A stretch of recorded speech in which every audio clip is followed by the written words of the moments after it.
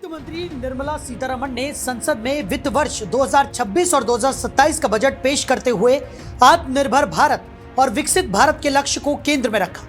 Budget में शिक्षा, technology, infrastructure, health, digital economy, MSME और रक्षा जैसे क्षेत्रों पर बड़ा फोकस दिखा।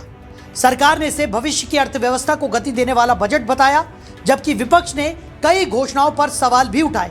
इसी पर देखिए ये खास रिपोर्ट। 7 नए हाई स्पीड रेल कॉरिडोर का ऐलान। मुंबई पुणे, पुणे हैदराबाद, हैदराबाद चेन्नई, हैदराबाद बेंगलुरु, चेन्नई बेंगलुरु, दिल्ली वाराणसी, वाराणसी सिलीगुड़ी। हर जिले में गर्ल्स हॉस्टल की सौगात। हर जिले में एक गर्ल्स हॉस्टल बनाया जाएगा। विकसित भारत के लिए बैंकिंग पर उच्च स्तरीय समिति के गठन का प्रस्ताव। विद्युत वित्त निगम और ग्रामीण विद्युतीकरण निगम के पुनर्गठन का प्रस्ताव। विदेशी मुद्रा प्रबंधन नियमावली की होगी व्यापक समीक्षा। कॉरपोरेट बॉन्ड्स पर पूर्ण रिटर्न स्वैप शुरू करने का प्रस्ताव। बड़े शहरों में अधिक मूल्य के म्युनिसिपल बॉन्ड को बढ़ावा देने पर जोर। ग्रामीण विकास और खेल उद्योग। महात्मा गांधी ग्राम स्वराज योजना का प्रस्ताव। एक जिला एक उत्पाद को बढ़ावा, ग्रामीण युवाओं को फायदा। भारत के सस्ते खेल सामान के वैश्विक केंद्र के रूप में उभरने की संभावना। इंफ्रास्ट्रक्चर पर रिकॉर्ड खर्च। 2026-2027 में पूंजीगत खर्च 12.2 लाख करोड़ रुपए। टीयर 2 और टीयर 3 शहरों में इंफ्रा मजबूती पर जोर। 5 लाख से अधिक आबादी वाले शहरों में इंफ्रा विकास जारी। आंशिक लोन गारंटी के लिए इंफ्रा रिस्क गारंटी फंड। समर्पित REITs से रियल एस्टेट परिसंपत्तियों की रिसाइकलिंग। रेल, जलमार्ग और green transport. 7 high speed rail corridor शहरों के बीच विकास सेतु बनेंगे। दिल्ली वाराणसी और Varanasi Siliguri high speed rail corridor. अगले 5 वर्षों में 20 नए राष्ट्रीय जलमार्ग। बनारस और पटना में जहाज मरम्मत सुविधाएं। समुद्री विमान VGF योजना की शुरुआत। ग्रीन इंडस्ट्री और कार्बन कैप्चर। औद्योगिक क्षेत्रों में कार्बन कैप्चर, उपयोग और भंडारण पर जोर। 5 वर्षों में 5 औद्योगिक क्षेत्रों के लिए 20,000 करोड़ रुपए का प्रस्ताव। वस्त्र, हथकरघा और फाइबर सेक्टर पर फोकस। रेशम, ऊन और जूट के लिए राष्ट्रीय फाइबर योजना। पारंपरिक क्लस्टरों के आधुनिकीकरण के लिए वस्त्र विस्तार एवं रोजगार योजना। बुनकरों और कारीगरों के लिए राष्ट्रीय हथकरघा और हस्तशिल्प कार्यक्रम। टैक्स इको पहल से वैश्विक प्रतिस्पर्धी परिधानों को बढ़ावा। वस्त्र कौशल उन्नयन के लिए समर्थ 2.0। मेगा टेक्सटाइल पार्क स्थापित करने का प्रस्ताव। खनिज, केमिकल और कंटेनर मैन्युफैक्चरिंग। दुर्लभ खनिज कॉरिडोर के लिए खनिज संपन्न राज्यों की मदद। ओडिशा, केरल, आंध्र प्रदेश और तमिलनाडु में खनिज कॉरिडोर। 3 समर्पित केमिकल पार्कों की स्थापना के लिए नई योजना। ऑटोमेटेड सर्विस ब्यूरो के तहत 2 हाईटेक टूल रूम। 10,000 करोड़ रुपए के बजट के साथ कंटेनर विनिर्माण योजना। बायोफार्मा में भारत बनेगा ग्लोबल हब। भारत को वैश्विक बायोफार्मा विनिर्माण केंद्र के रूप में विकसित किया जाएगा। अगले 5 वर्षों में 10,000 करोड़ रुपए के परिव्यय से बायोफार्मा शक्ति योजना। बायोलॉजिक्स और बायोसिमिलर के घरेलू उत्पादन को बढ़ावा। केंद्रीय औषधि मानक नियंत्रण संगठन CDSCO को मजबूत करने का प्रस्ताव। इंडिया सेमीकंडक्टर मिशन 2.0 का शुभारंभ। भारतीय IP डिजाइन और सप्लाई चेन को मजबूत करने पर फोकस। उद्योग आधारित अनुसंधान और प्रशिक्षण केंद्र स्थापित होंगे। इलेक्ट्रॉनिक्स घटक विनिर्माण योजना में लक्ष्य से पहले दोगुना निवेश। इलेक्ट्रॉनिक्स विनिर्माण योजना का परिव्यय बढ़ाकर 40,000 करोड़ रुपए। तो क्या कुछ हुआ सस्ता और क्या कुछ महंगा हुआ, आइए ये भी आपको बताते हैं। शुगर और कैंसर की दवाएं सस्ती हुई। खेलकूद के सामान सस्ते हुए। बायोगैस, मिक्स्ड CNG खनिज सस्ता हुआ। माइक्रोवेव सस्ता हुआ। शराब महंगी हुई। स्क्रैप महंगे हुए। फ्यूचर ऑप्शन ट्रेडिंग महंगे हुए। सोलर पैनल, जूते, leather products, mobile phone, EV की बैटरी, विदेश यात्रा सस्ती होगी। बजट में इस बार डिजिटल और क्रिएटर इकोनॉमी की अभूतपूर्व प्राथमिकता दी गई है, जिससे साफ संकेत मिलता है कि सरकार आने वाले वर्षों में टेक्नोलॉजी आधारित रोजगार और स्किल डेवलपमेंट को विकास का प्रमुख इंजन मान रही है। इसी दिशा में देश के 15,000 स्कूलों और 500 कॉलेजेस में AVGC यानी एनिमेशन, विजुअल इफेक्ट्स, गेमिंग और कॉमिक्स से जुड़ी कंटेंट क्रिएटर लैब्स स्थापित करने की घोषणा की गई है। इन लैब्स में आधुनिक सॉफ्टवेयर, एडिटिंग टूल्स और प्रोडक्शन सुविधाएं उपलब्ध कराई जाएंगी ताकि छोटे शहरों और कस्बों के छात्र भी digital content, game design, graphics और क्रिएटिव मीडिया जैसे उभरते क्षेत्रों में प्रोफेशनल ट्रेनिंग हासिल कर सकें। इससे न केवल नए करियर विकल्प खुलेंगे बल्कि स्टार्टअप और फ्रीलांस आधारित डिजिटल रोजगार को भी मजबूती मिलेगी। टेक्नोलॉजी सेक्टर को आगे बढ़ाने के लिए आर्टिफिशियल इंटेलिजेंस, सेमीकंडक्टर निर्माण और डेटा सेंटर इंफ्रास्ट्रक्चर पर विशेष प्रोत्साहन पैकेज घोषित किया गया है। सरकार का उद्देश्य भारत को चिप मैन्युफैक्चरिंग और डेटा स्टोरेज का वैश्विक हब बनाना है। इसी कड़ी में भारत में क्लाउड और डेटा सेंटर स्थापित करने वाली विदेश कंपनियों को 2047 तक टैक्स छूट देने का प्रावधान रखा गया है, जिससे बड़े निवेश और हाईटेक इंफ्रास्ट्रक्चर के निर्माण की उम्मीद है। लघु, सूक्ष्म और मध्यम उद्योगों को गति देने के लिए एमएसएमई सेक्टर हेतु 10,000 करोड़ रुपए का विशेष फंड निर्धारित किया गया है। साथ ही टीयर 2 और टीयर 3 शहरों में कॉरपोरेट मित्र कैडर तैयार करने की योजना बनाई गई है, जो छोटे उद्यमियों को कानूनी, तकनीकी और वित्तीय मार्गदर्शन उपलब्ध कराएगा। इससे छोटे कारोबारों को संगठित रूप से बढ़ने में मदद मिलेगी। स्वास्थ्य क्षेत्र में भी बड़े विस्तार की घोषणा हुई है। 3 नए एम्स स्थापित किए जाएंगे। जिला अस्पतालों को आधुनिक सुविधाओं से लैस किया जाएगा और इमरजेंसी व ट्रॉमा सेंटर की क्षमता बढ़ाई जाएगी ताकि गंभीर मरीजों को स्थानीय स्तर पर बेहतर इलाज मिल सके। मानसिक स्वास्थ्य सेवाओं को मजबूत करने के लिए विशेष संस्थानों के उन्नयन का भी प्रावधान रखा गया है। आम मरीजों को राहत देने के उद्देश्य से 17 एंटी कैंसर दवाओं और कई दुर्लभ बीमारियों में उपयोग होने वाली दवाओं को बेसिक कस्टम ड्यूटी से मुक्त रखा गया है, जिससे इलाज का खर्च कम होने की संभावना है। कुल मिलाकर बजट में डिजिटल विकास, उद्योग विस्तार और स्वास्थ्य सुरक्षा तीनों को संतुलित रूप से आगे बढ़ाने का प्रयास दिखाई देता है।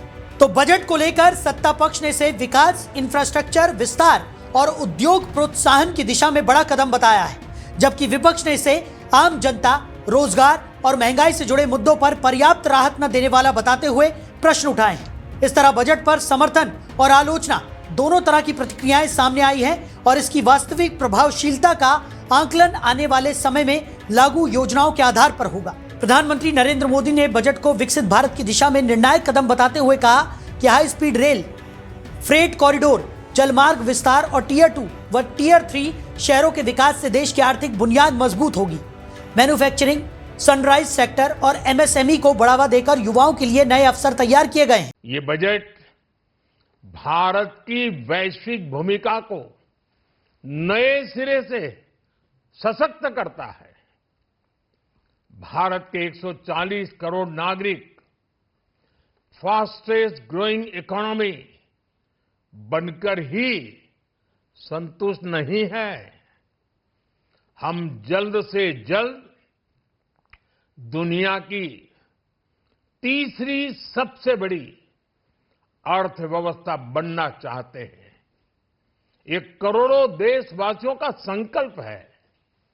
दुनिया के एक ट्रस्टेड डेमोक्रेटिक पार्टनर और ट्रस्टेड क्वालिटी सप्लायर के रूप में भारत की भूमिका लगातार बढ़ रही है। हाल में जो बड़ी बड़ी ट्रेड डील्स भारत ने की है। केंद्रीय मंत्री अश्विनी वैष्णव ने कहा कि बजट में उत्पादन, आईटी सेवाओं, डिजिटल और क्रिएटर इकोनॉमी को मजबूत आधार मिला है और रेलवे के लिए नई हाई स्पीड कॉरिडोर जैसे बड़े फैसले शामिल हैं। विकास के लिए और एक विकसित भारत के लिए मजबूत नींव बनाने का जो काम किया है, इसके लिए मैं धन्यवाद देना चाहूँगा। आज के बजट में मैन्युफैक्चरिंग पे बहुत बड़ा फोकस दिया गया है। इलेक्ट्रॉनिक्स मैन्युफैक्चरिंग हो, सेमीकंडक्टर मैन्युफैक्चरिंग हो और आईटी सर्विसेज के लिए बहुत एक सिग्निफिकेंट सिंप्लीफिकेशन किया गया है। सेफ हार्बर और फास्ट ट्रैक एपीए के प्रोविजंस लाके आने वाले समय में डेटा सेंटर्स बहुत बड़ी एक ताकत बनेंगे देश की, जिससे कि दुनिया भर को नई सर्विसेज और भारत के लिए नए एम्प्लॉयमेंट और एंटरप्रेन्योरशिप के नए रास्ते खुलेंगे। तो डेटा सेंटर्स पे जो टैक्स हॉलिडे दिया, इसके लिए मैं माननीय प्रधानमंत्री जी को और माननीय वित्त मंत्री जी को धन्यवाद देना चाहूंगा। शिवराज सिंह चौहान ने इसे ऐतिहासिक बजट बताते हुए कहा कि ये 2047 के आत्मनिर्भर भारत की मजबूत नींव रखता है और गांव, गरीब, किसान, युवा व महिलाओं सभी का ध्यान रखा गया है। आज बार बजट प्रस्तुत किया गया है श्रीमती निर्मला सीतारमण जी ऐसी वित्त मंत्री हैं जिन्होंने 9वीं बार लगातार बजट पेश किया है और एक महिला वित्त मंत्री जिन्होंने लगातार 9वीं बार बजट पेश किया है, ये अपने आप में हमारे लिए गर्व का विषय है। आज का बजट ऐतिहासिक है, अभूतपूर्व है। ये बजट विकसित भारत के निर्माण का बजट है। मुख्यमंत्री योगी आदित्यनाथ ने बजट को आशा और आकांक्षाओं का प्रतीक बताते हुए स्वास्थ्य, आयुष, महिला, छात्रावास और युवाओं के अवसर बढ़ाने वाले प्रावधानों को महत्वपूर्ण बताया। दुनिया का सबसे बड़ा लोकतंत्र भारत ने आज नए भारत का, विकसित भारत की संकल्पना के रोड मैप को लेकर के अपना नया बजट देशवासियों के सामने प्रस्तुत किया है। मैं सबसे पहले देश के यशस्वी प्रधानमंत्री आदरणीय श्री नरेंद्र मोदी जी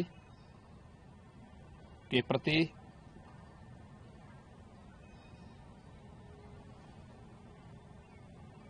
इस बजट को प्रस्तुत करने के लिए दिए गए मार्गदर्शन और उनके निर्णायक नेतृत्व के लिए हृदय से आभार व्यक्त करता हूं।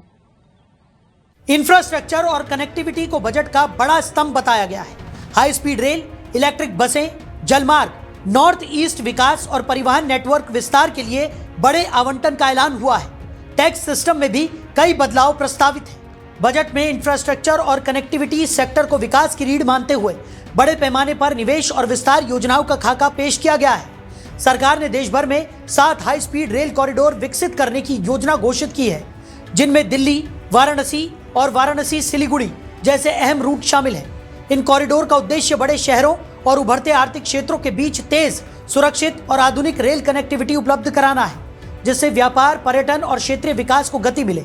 इसके साथ ही नॉर्थ ईस्ट क्षेत्र के लिए 4000 इलेक्ट्रिक बसें चलाने की योजना रखी गई है, ताकि वहां पर्यावरण अनुकूल सार्वजनिक परिवहन मजबूत हो और दूर दराज इलाकों में आवागमन आसान बने। जल परिवहन को बढ़ावा देने के लिए 22 नए राष्ट्रीय जलमार्ग विकसित करने का लक्ष्य तय किया गया है, जबकि खनिज और औद्योगिक उत्पादन वाले क्षेत्रों को जोड़ने के लिए मिनरल और इंडस्ट्रियल कॉरिडोर पर भी विशेष जोर रखा गया है। इन प्राथमिकताओं को देखते हुए परिवहन मंत्रालय को इस बजट में सबसे बड़ा आवंटन मिला है। दूसरी तरफ रक्षा क्षेत्र के लिए भी रिकॉर्ड स्तर की राशि तय की गई है, जिसमें सेनाओं के आधुनिकीकरण, उन्नत हथियार प्रणालियों, नई तकनीक, ड्रोन, लड़ाकू विमान और सामरिक उपकरणों की खरीद व निर्माण पर बड़ा खर्च प्रस्तावित है। सरकार का कहना है कि यह निवेश राष्ट्रीय सुरक्षा और रणनीतिक क्षमता को मजबूत करेगा। टैक्स सिस्टम में आम करदाताओं और उपभोक्ताओं को राहत देने के उद्देश्य से कई बदलाव घोषित किए गए हैं। विदेश टूर पैकेज पर लगने वाली TCS दर घटाकर 2% कर दी गई है, जिससे विदेश यात्रा से जुड़े पैकेज अपेक्षाकृत सस्ते हो सकते हैं। शिक्षा और मेडिकल जरूरतों पर लगने वाली TCS दर में भी कमी की गई है, ताकि पढ़ाई और इलाज के खर्च का बोझ कम हो। नया इनकम टैक्स कानून 1 अप्रैल 2026 से लागू करने की घोषणा की गई है। इस नए ढांचे में टैक्स फॉर्म को सरल बनाने, प्रक्रिया को डिजिटल और पारदर्शी करने, साथ ही साथ छोटे तकनीक टैक्स मामलों में जेल की सजा हटाकर केवल जुर्माने का प्रावधान रखने का प्रस्ताव शामिल है, जिससे अनुपालन आसान हो सके। सामाजिक क्षेत्र में महिलाओं, दिव्यांगजनों और स्वरोजगार से जुड़े समूहों के लिए क्रेडिट गारंटी और कौशल विकास योजनाओं का दायरा बढ़ा दिया गया है। हर जिले में गर्ल्स हॉस्टल स्थापित करने, मेडिकल टूरिज्म हब विकसित करने और आयुष संस्थानों के विस्तार का भी ऐलान किया गया है, ताकि शिक्षा, स्वास्थ्य और वैकल्पिक चिकित्सा सेवाओं की पहुंच बढ़े। बजट पेश होने के तुरंत बाद शेयर बाजार में गिरावट देखी गई, लेकिन सरकार ने स्पष्ट किया कि ये प्रावधान अल्पकालिक उतार चढ़ाव से आगे बढ़कर दीर्घकालिक आर्थिक मजबूती और संरचनात्मक विकास का रोडमैप प्रस्तुत करते हैं। कुल मिलाकर बजट 2026 और 2027 में टेक्नोलॉजी, इंफ्रास्ट्रक्चर, स्वास्थ्य, शिक्षा और डिजिटल रोजगार पर बड़ा दांव लगाया गया है। सरकार इसे विकसित भारत की मजबूत नींव बता रही है।